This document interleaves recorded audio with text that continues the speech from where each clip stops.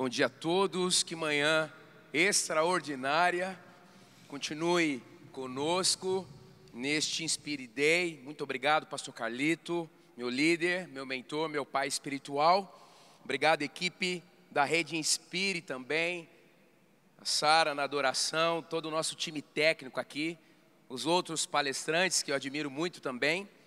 Essa mulher maravilhosa, a Vivian, e o Marcos, que nos ajuda, nos abençoa tanto ter essa mente criativa. Uau, eu quero falar sobre, então, aquilo que o pastor apresentou. Líderes apaixonados em tempos de religiosidade. Deixa eu te dizer uma coisa logo de início. A crise também revela a nossa espiritualidade. A crise revela quem nós somos e como nós estávamos vivendo antes dela mesmo. Então é muito importante você ter uma autopercepção da sua espiritualidade, porque provavelmente você tem externado aquilo que já era o seu relacionamento com Deus antes da situação desta pandemia que toca as nações. Líderes apaixonados em tempos de religiosidade. Você sabe que Jesus teve um grande embate no seu ministério, que foi justamente contra os religiosos. Ele dizia: guardai-vos dos fermentos dos fariseus. E incomodava muito Jesus, e fermento era uma metáfora usada por ele, porque tem um poder de contaminar, tem um poder de influenciar, tem um poder de mudar o status quo. O fermento vai crescendo e, no aspecto do nosso tema, se torna, então, em sua última instância, em uma prisão. Olha só, Mateus 21, 12, 24. Jesus entrou no templo, expulsou todos que estavam ali, comprando e vendendo. Derrubou as mesas dos cambistas e as cadeiras dos que vendiam pombas. Ele disse: está escrito, a minha casa será chamada casa de oração, mas vocês estão fazendo dela um covil de ladrões. E os cegos e os mancos aproximaram-se dele no templo e eles curou. Uau, uau. Uau. Olha só, a intencionalidade de Jesus até com o templo era que fosse uma espiritualidade avivada, contagiante, digo, e real. Ele traz aqui uma dura repreensão à forma como os líderes da espiritualidade judaica estavam fazendo da religião algo que estava impedindo o fluir da verdadeira vocação da igreja, que é viver o sobrenatural, porque a oração ativa o sobrenatural. Então fica claro aqui para nós essa ação de Jesus contrário ao espírito da religiosidade, que remove, que sufoca a paixão por Deus. E não vou ler o outro texto inteiro, mas está em João 2, 13, 17. Ele versa também, traz esse aspecto do templo, da limpeza do templo, e está escrito assim: seus discípulos lembraram-se que está escrito no Salmo 69, o zelo pela tua casa me consumirá. A estrutura nunca deveria sufocar a espiritualidade, a ação do Espírito Santo. Rick Joyner, pastor, profeta da Morning Star, tive a oportunidade de estar com alguns pastores o ano passado nesta igreja e pude ouvi-lo.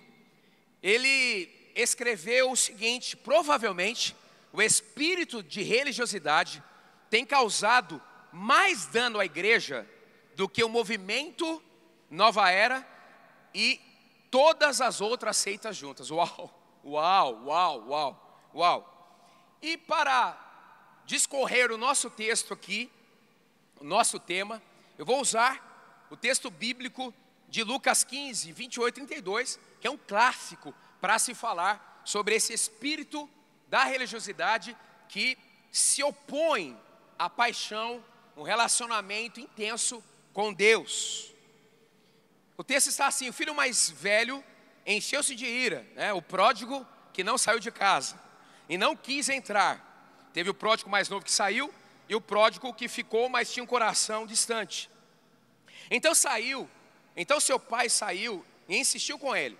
Mas ele respondeu ao seu pai: olha, todos esses anos tenho trabalhado como escravo ao teu serviço e nunca desobedeci às tuas ordens. Mas tu nunca me deste um cabrito para eu festejar com os meus amigos. Mas quando volta para casa esse seu filho, que esbanjou os teus bens com as prostitutas, matas um novilho gordo para ele. Mas nós tínhamos, meu filho, disse o pai, você está sempre comigo, e tudo o que tem é seu. Mas nós tínhamos que comemorar e alegrar-nos, porque este seu irmão estava morto e voltou à vida, estava perdido e foi achado. Eu costumo dizer, quando eu estou ministrando sobre derrote Mamon, que o filho mais velho estava bravo porque aquele churrasco estava sendo pago com seu dinheiro também. Então tinha também uma ação de avareza, porque o espírito de religiosidade anda lado a lado com a avareza. Isso é muito bem identificado. Como que acontece a contaminação da religiosidade que se opõe à paixão, uma conexão intensa com Deus e com o seu espírito? Vou pontuar algumas coisas aqui rapidamente. Geralmente os líderes mais antigos são os mais propensos à contaminação, a partir do pressuposto que até para a espiritualidade, os mais antigos, alguns, têm o costume de dizer, diante de uma dinâmica nova, a frase que pode atrapalhar o novo do Espírito: nós sempre fizemos desse jeito. A contaminação da religiosidade também é marcada por pensamentos rígidos, falta de intimidade com o pai, aí entra a orfandade. Poderíamos ficar todo este tempo falando do espírito da orfandade e dos problemas que podem trazer para quem é tomado por essa influência. O olhar invejoso, sempre olhando para esse texto que eu li, a gente vê isto na história deste filho mais velho, na parábola do filho pródigo. Olhar invejoso. Outra marca da contaminação da religiosidade: a ausência de alegria, gratidão e celebração. Lembra quando Davi trouxe a arca para a cidade de Davi? Ele vinha vibrando, dançando. E Mical se opôs àquela postura dele. E Mical, ela tenta esterilizar a espiritualidade contagiante. Deixa eu dizer uma coisa, querido. Todo avivamento tem uma marca também. Os que estão no avivamento, algumas coisas eles não entendem, mas eles mergulham. Porque se entendermos todo o mover de Deus em nós e a partir de nós, em um contexto de igreja, então não é avivamento. O avivamento, ele transcende a nossa capacidade até de perceber, até de explicar. E a marca de um avivamento também é: os que não estão no mover, não entendem, não querem entender e criticam. Então Mical tentou esterilizar a espiritualidade de Davi e ela que passou a ser estéril. Outra marca, dureza de coração. Outra marca da contaminação gerada pela religiosidade, uma mente escrava. Você lembra na história de Moisés? Foi mais difícil tirar o Egito de dentro do povo do que o povo do Egito. Por quê? Porque o povo tinha uma mentalidade escrava. Deus precisou trazer um homem que tinha um background nobre, Moisés, para tirar a mentalidade escrava de dentro do seu povo. Legalismo e autojustiça, nós vemos esta marca no filho mais velho. Extrema rigidez, extrema rigidez, orgulho espiritual, hipocrisia, uma vida com máscaras. O religioso, ele sempre tem uma vida dupla. mesmo que essa duplicidade seja uma mentira interna, a falta de carinho para com as pessoas, a incompreensão da graça de Deus. Um outro aspecto aqui, então, com essas marcas, quais são as consequências de alguém dominado pelo espírito da religiosidade? Destaquei algumas aqui: perfeccionismo e culpa crônica, cansaço e exaustão. Queridos, algumas pessoas às vezes dizem assim: puxa, tenho orado por você, pastor, porque deve ser muito difícil ajudar numa igreja tão grande, deve ser cansativo. Opa, stop. É um privilégio servir a noiva. Eu me sinto extremamente honrado. Por isso que nós pastores não podemos perder a conexão fazendo o ministério para Deus, com o Deus do ministério. Então, é muito motivador, mas depende dessa nossa conexão. Para tudo que nós fazemos em nossa vida, nós temos que ter essa paixão por Deus que nos move. Traz também o não aceitar o perdão divino. Pessoas marcadas pela contaminação se sentem culpadas. O isolamento, todo isolamento é intencional para os relacionamentos, é uma marca grave do espírito de religiosidade. Separação e divisões, meu Deus. Queridos, nós temos muitos contextos no Brasil que não foi um envio, não foi uma multiplicação da unção de uma igreja, mas sim uma divisão, fruto de um filho órfão, né? Que até foi enviado em algum tempo e depois intencionalmente se desconectou do seu pai e da sua família e passou a uma carreira solo, então gerando mais uma divisão para uma igreja. Temos, infelizmente, muitos casos na nossa nação. Perversões sexuais é uma outra marca. Muitos religiosos estão presos às perversões sexuais. Lembra da história aqui que nós lemos? A Bíblia não relata que o filho mais novo gastou dinheiro com prostitutas. A Bíblia traz que ele gastou o dinheiro dissolutamente, os recursos.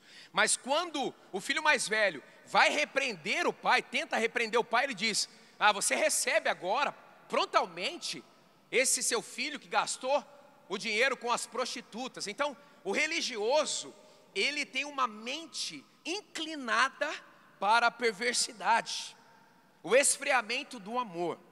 Como que a gente pode solucionar essa contaminação da religiosidade e manter o nosso coração a despeito das estações, das notícias, das épocas, manter os nossos corações apaixonados por Deus? Primeiro, arrependa-se, porque a religiosidade é um pecado. Arrependa-se. Bill Johnson escreveu o seguinte: nós nos arrependemos de tantas coisas, mas muitas vezes nós não nos arrependemos de não estarmos vivendo o padrão do reino. Uau. Arrependa-se. Segundo, perdoe aqueles que contaminaram você. Eu vim de um contexto de uma igreja histórica, nossa igreja, ela tem 77 anos. Ela nem sempre foi o que tem sido, um pouco mais de 2 décadas. Então, eu fui ferido e também feri em nome da religiosidade. Eu precisei receber o perdão de Deus e também liberar o perdão de Deus em relação a este assunto. Terceiro, restaure a identidade e a mentalidade de filho. Você é filho, você não é o que você produz, você não é o que você tem externamente, você é aquilo que Jesus fez por você na cruz através da sua obra, que é completa e perfeita. Você é co-herdeiro em Cristo Jesus e você precisa se habituar a viver como um filho. Outro ponto: seja transformado pelo Espírito Santo e não por regras. É chave isso aqui, não é? A lei, ela aponta para a graça. A lei é o padrão.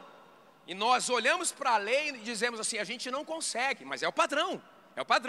Então, através da minha rendição a Deus, com a mentalidade de filho, regenerado, eu recebo esse poder espiritual ativado pela graça, para então viver naturalmente a santidade.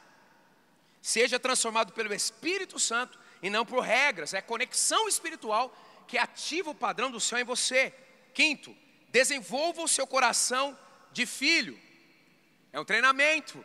Você intencionalmente precisa crescer nesta interatividade com todos aqueles que representam paternidade espiritual na sua vida. Um filho só se desenvolve se for intencional.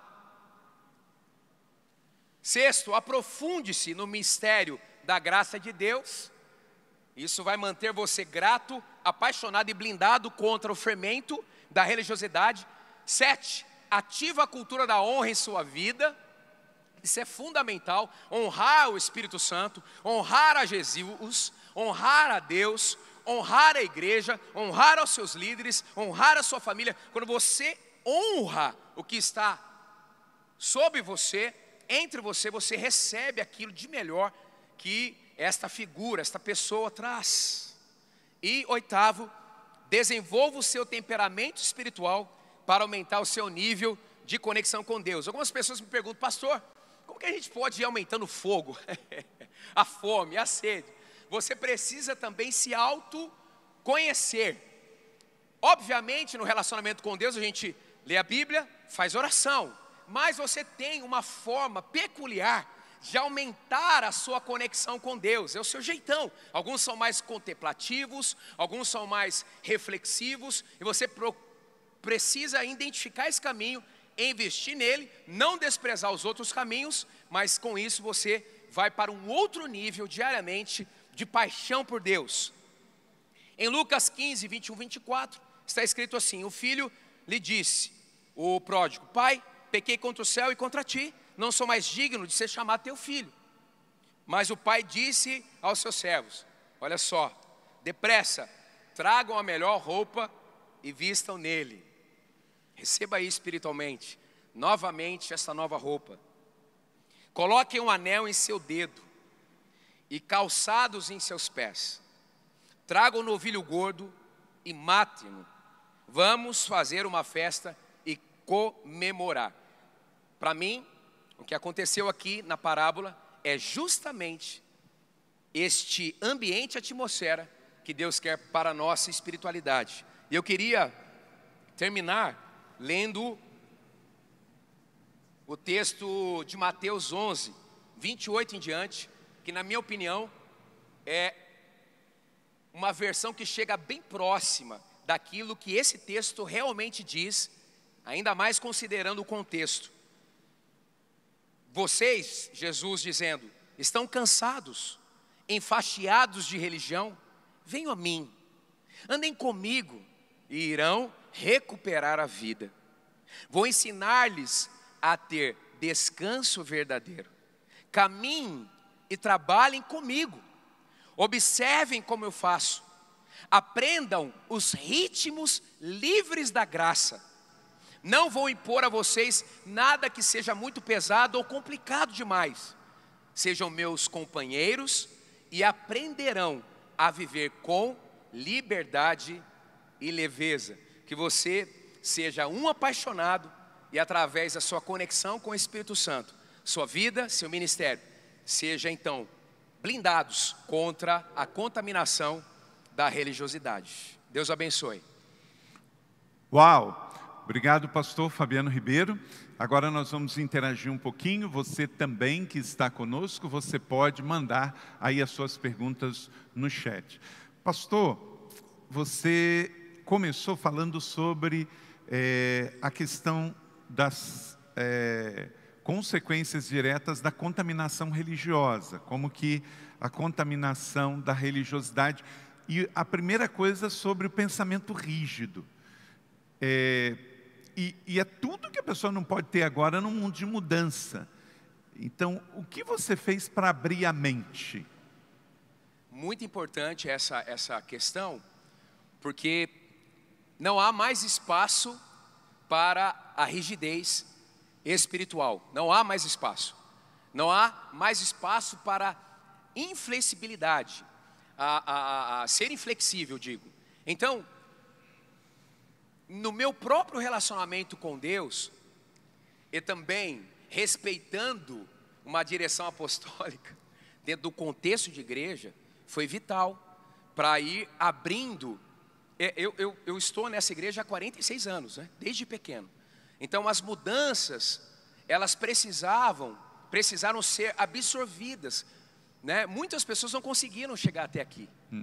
Então, através da audição espiritual, que seria essa perspectiva da ação de Deus em nós, e através dessa visão que o apostólico traz, as mudanças vão sendo feitas, a nossa mente vai sendo renovada, nós vamos sendo enraizados, não perdemos a essência, mas vamos então nos preparando para sermos atuais e protagonistas, como é o papel da igreja. Ok. E você colocou também, no segundo momento, como consequência da contaminação da religiosidade, a questão do perfeccionismo, que tem gente que mistura um pouquinho com relação aos detalhes. Fala um pouquinho sobre a diferença do perfeccionismo, que é negativo, e de cuidar dos detalhes, porque, por exemplo, agora, a vida digital, os detalhes são fundamentais. São fundamentais. Por exemplo, eu vou fazer uma live sem iluminação. Então, nós temos na nossa cultura aqui que o detalhe, na Igreja da Cidade, a Rede Inspira, o detalhe, ele traz excelência. O perfeccionismo é uma visão equivocada de excelência. Porque a excelência é dar o seu máximo e continuar aberto para se reinventar. Porque o potencial da ação de Deus em nós é um potencial ilimitado. Então, o perfeccionismo, quem sofre de perfeccionismo é porque ainda não entendeu que tudo que ele faz é motivado completamente por Deus e deve voltar para Deus. A excelência é fazer o seu máximo, entregar o seu melhor em honra. O perfeccionismo é deixar de entender que aquilo que você fez, na verdade, não foi para você, foi para Deus e para as pessoas. Ok. E por último aqui, devido ao nosso tempo, a questão que afeta diretamente como que você lida para se recuperar do cansaço, porque é uma consequência também, e aí se não cuidar o cansaço gera mau humor, gera má vontade. Como é que você lida com isso? Exercício é importante, leitura é importante, lazer é importante, como é que é? Isso, é um combo.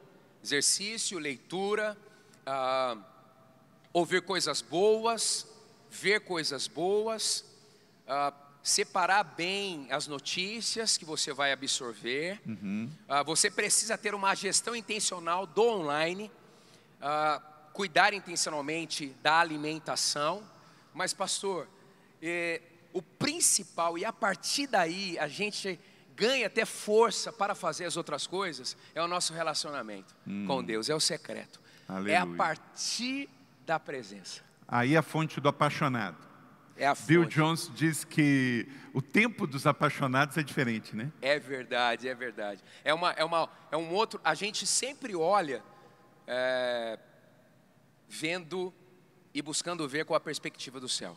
Amém, coisa boa. E aí, como eu falei, quero recomendar para você o best-seller do pastor Fabiano Ribeiro, Paternidade Bem Resolvida. Você pode comprar agora pela editora Inspire Online ou pelo Amazon e vai chegar aí na sua casa. Obrigado, Fabiano, por esse livro que é bênção para o nosso país, o poder da cura por meio da paternidade espiritual. Esse é um homem apaixonado, é um homem do secreto, é um homem de voto e jejum, e com certeza ele também pode ajudar você aí no chat agora, respondendo algumas perguntas que não deu para a gente fazer aqui, tá bem? Obrigado, Fabiano. Obrigado.